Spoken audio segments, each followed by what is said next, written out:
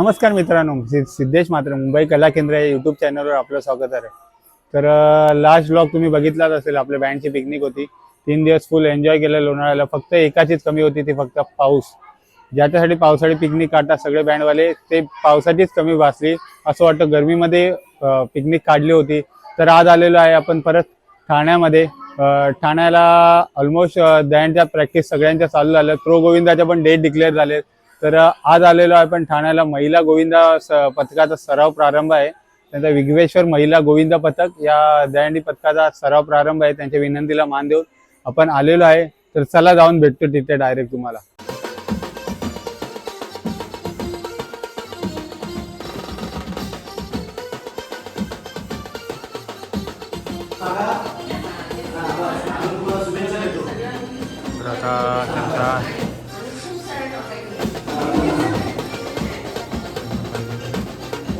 आमच्या सपोर्ट भेटणारच तुम्हाला तुमचं लाईफ आहे.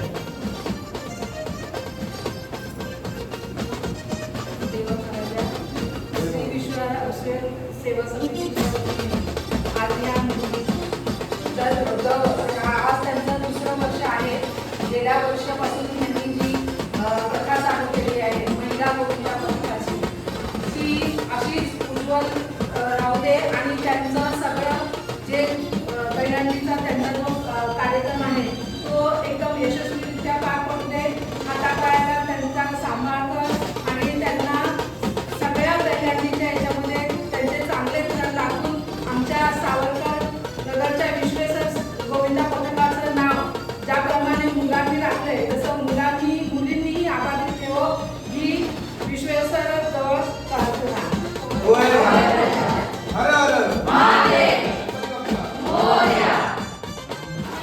जागेवाल्यांना नारळ देतील आणि सराव समारंभाला प्रारंभ करतील. तरी वरुण राजाने पण त्यांना साथ दिलेली आहे.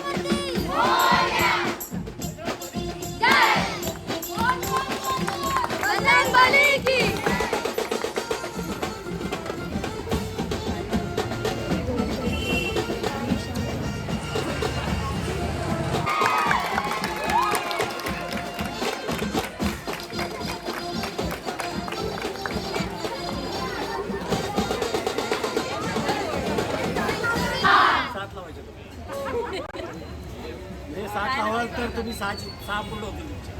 7ची प्रॅक्टिस केली की 6 पूर्ण होतात. 7ची करायची, 6 लावायचे आणि जी काय मदत लागेल तुम्ही करेल.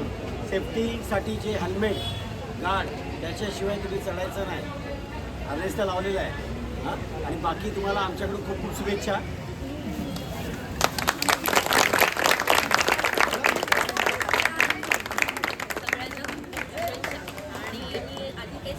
दादाने सांगितलं की आपली सेफ्टी आधी.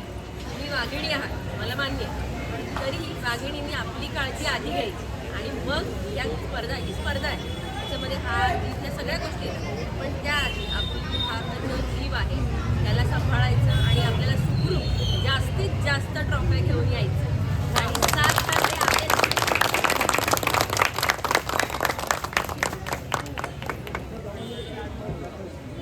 सगळ्या मुक्तिकांना तर पहिल्या प्रथमतः माझ्यातर्फे खूप खूप शुभेच्छा. आणि सगळ्या जशा व्यवस्थित जाणार आहेत तशाच परत येऊ एवढीच विश्वेश्वराच्या चरणी प्रार्थना करते. आणि तुमची जी मनोकामना आहे की 7 थर लागले पाहिजे, 6 थर लागले पाहिजे, तर ते व्यवस्थित जावा. स्वतःची काळजी घेऊनच करा. एवढी शुभेच्छा. अजून कारण अजून प्रॅक्टिस चालू नाही झाली ना. दुसरं वर्ष. मी गेल्या वर्षी आता ऐकलं होतं का तब्बल 10 वेळा तुम्ही 5 तर लावून सक्सेसफुली उतरवले होते, त्याबद्दल काय सांगू शकता? ॲक्च्युली गेल्या वर्षी या सगळ्या मुली पहिल्यांदा आल्या आमच्याकडे की आम्हाला पण दहीहंडीची सुरुवात करायची आहे. तर त्यात पहिले आमचा मोठा टास्क होता की मुलींना घेऊन करायचं म्हणजे सोपं नसतं. तर पहिल्या मुलींना सांगितलं की पहिले तुमच्या घरातल्यांची परमिशन आणा, त्यांची परमिशन असेल तर मग आम्ही सगळं काही करू शकतो. पण त्याप्रमाणे त्यांच्या पालकांचं पहिला मी आभार मानतो की त्यांनी आम्हाला सपोर्ट केला, त्यांच्यामुळे आम्ही हे करू शकलो आणि आज दुसरं वर्ष आहे. पण त्यांच्या सपोर्टमुळे आम्ही आजपर्यंत आलो. आम्हाला गेल्या वर्षी 4 थर लागतील की नाही गॅरंटी नव्हती, का आमचा महिनाभर प्रॅक्टिस करून पण आमचा सेटअप बसत नव्हता. शेवटच्या 2 दिवसात मुलींना सांगितलं जे काय करायचं ते तुम्हाला करायचं आहे. शिंदे साहेबांनी सराव शिबिर ठेवलं होतं समतानगरला, तिथे गेले. तिथे पहिल्याच ह्याच्यामध्ये मुलींनी 5 थर लावले आणि त्या दिवसापासून गोविंदाच्या शेवटपर्यंत मुली कुठेही पडल्या नाहीत. 10 वेळा 5 थर लावले. मुलींनी आपली ताकद दाखवली आणि ह्या वर्षी त्याच्यापेक्षा डबल जास्त जमाने आलेले आहेत. त्यामुळे त्या सगळ्या मुलींचे मी स्वागत करतो. आता या ऑल ओव्हर गोविंदामध्ये टोटल किती आपल्या रणरागिणी आहेत? गेल्या वर्षी आमच्याकडे संख्या जवळजवळ 50 पर्यंत होती, पण यावेळेला आमच्याकडे 75 पर्यंत झाले जमा. मग यावेळी जर संख्याबळ तुमचं वाढलंय तर तुमचं जे थरांचं स्वप्न आहे ते पण वाढलेलं असेल यावेळी. तर यावेळी तुमचं किती थरांचं स्वप्न आहे ते तुमच्या सावरकर नगरला दाखवून द्यायचं लोकांना, जसं पुरुष पथकाने दाखवून दिलं तसं लेडीज पथकाने कसं दाखवून द्यायचं तुम्हाला यावेळी? किती थर लावणार? ॲक्च्युली अपेक्षा कधी संपत नाहीत, त्या अपेक्षा वाढतच जातात. मुलींचं पण स्वप्न आहे की करायचं आहे, पण माझं एकच म्हणणं आहे की सगळ्या मुलींनी आपलं सगळं जीव सांभाळून, सगळं शरीर सांभाळून जेवढं शक्य होईल तेवढं करू. जर त्यांनी दाखवली ताकद तर आमचं काही प्रॉब्लेम नाही. चल, बेस्ट ऑफ लक सगळ्यांसाठी.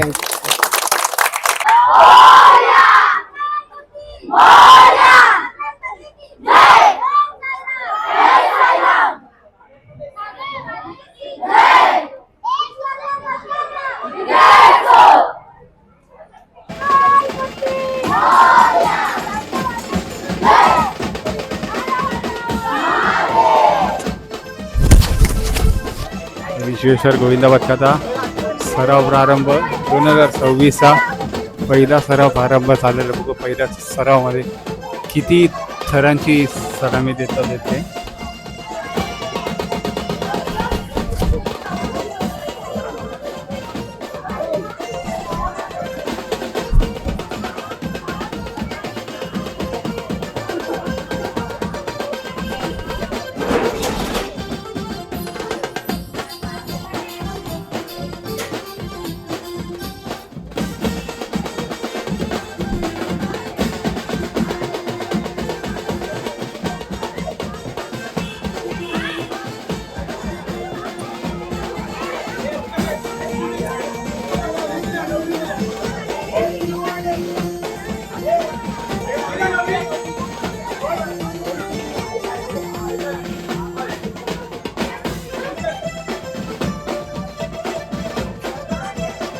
चालू झालंय, त्यामध्ये वेट लागले दहीहंडीचे.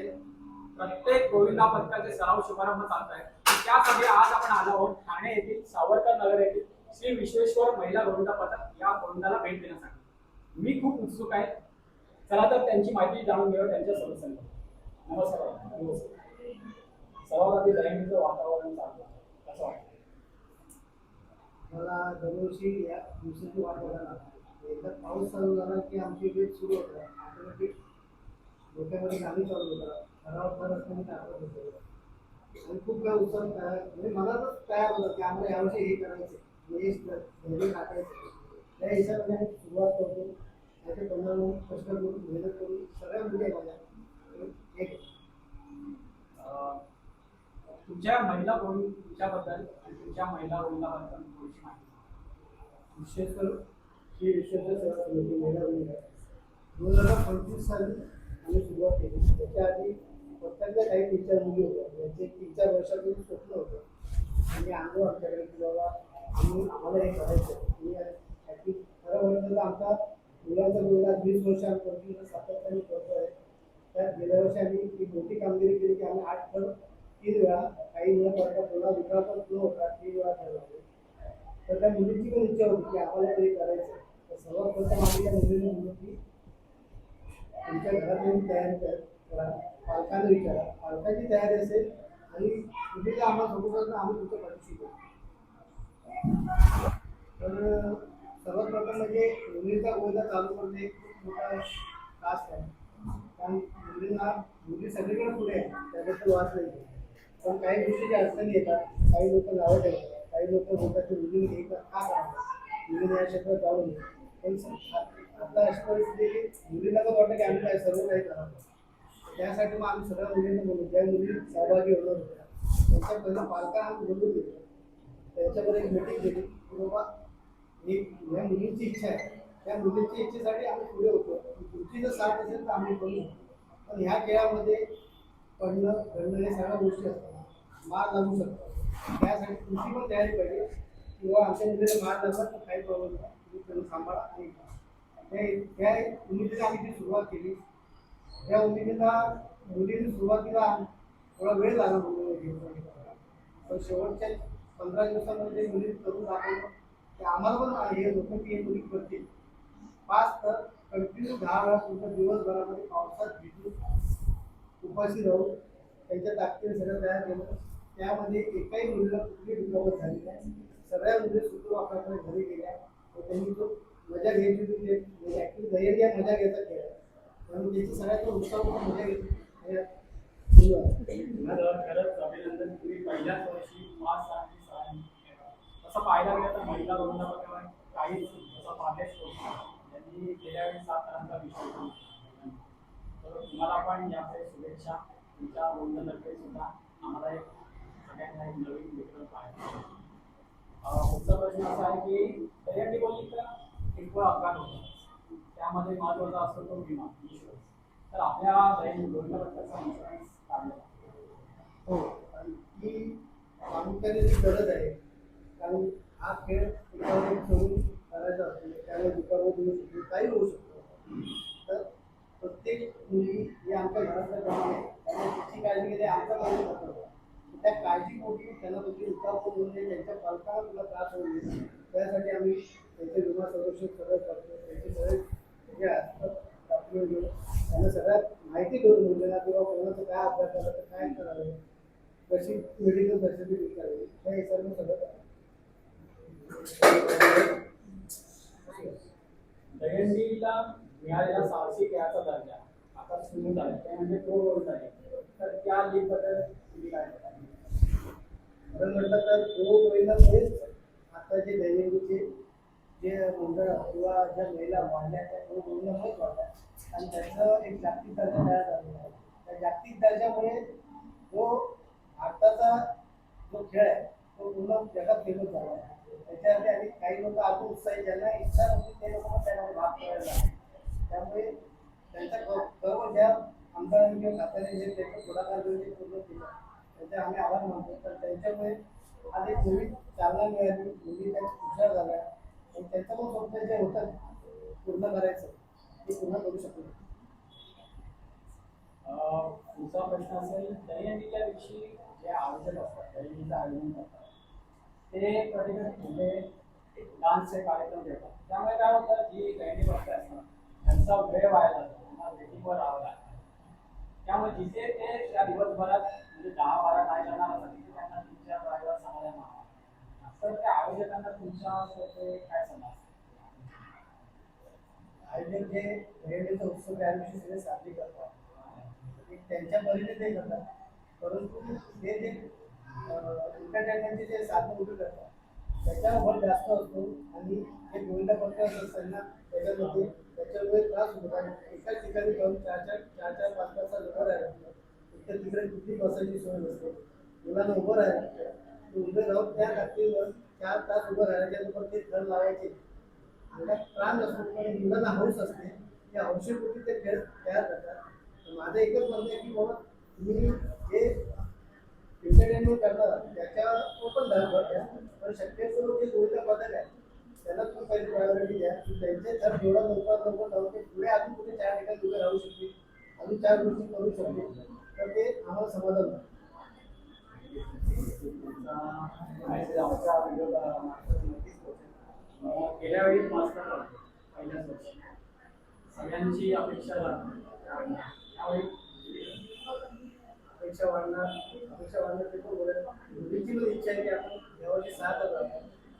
पण माझं एकच म्हणणं आहे की जे काही करायचं ते आपलं सगळं काम धंदे कॉलेज जे काही असेल ते सांभाळून आपल्या जेवढं ताकदीने आपल्या ताकदीत जेवढं शक्य आहे तेवढं करू. पण मला विश्वास आहे माझ्या मुलीवरती की ते 6च्या जागी 7 पण लावतील एवढीच अपेक्षा आहे. काही काही जैनगिरी मंडळी असतात की जैनगिरीच्या दिवशी बाहेर जातात म्हणजे 3-4 तास किंवा 5 अशी लांबत जातात.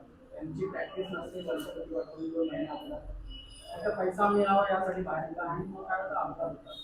त्यामुळे काय होतं जी मंडळी 2-2 महिने प्रॅक्टिस करत असतात त्यांना कुठे घालतो तर अशा मंडळाला तुम्ही काय सांगा?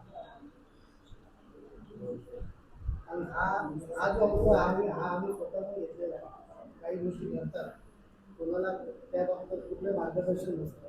एक हौशी घातली किंवा त्या पैसे मिळतील की त्याच्यासाठी विकतात त्या दिवशी करतात असं होतं. पण ते करण्यापेक्षा तुम्हाला जर हौस पूर्ण करायचं असेल तर योग्य मार्गदर्शन घ्या. त्याच्यामागे चांगले कोणतरी सल्लागार तयार करा की त्यांचे सल्लागार असेल की उद्या काही दुखापत झाली तर ते तुम्हाला काही गोष्टीसाठी मदत करू शकतील. त्याच्यात तुम्ही अजून पुढे जा. आमच्यापेक्षा सगळ्यांनी या त्याच्यात सगळ्यांनी सहभाग घ्या आणि तो जो उत्सव आहे तो गोपाळरावाचा उत्सव आहे तो सगळ्यांनी साजरा करा. नीट ऐकून घे एकदाच बोलणार. तांबडा भोपळा पांढरा भोपळा. तांबडा भोपळा पांढरा भोपळा तांबडा भोपळा पांढरा भोपळा तांबडा भोपळा पांढरा भोपळा तांबडा भोपळा पांढरा भोपळा तांबडा भोपळा पांढरा भोपळा तांबडा भोपळा पांढरा भोपळा तांबडा भोपळा पांढरा भोपळा.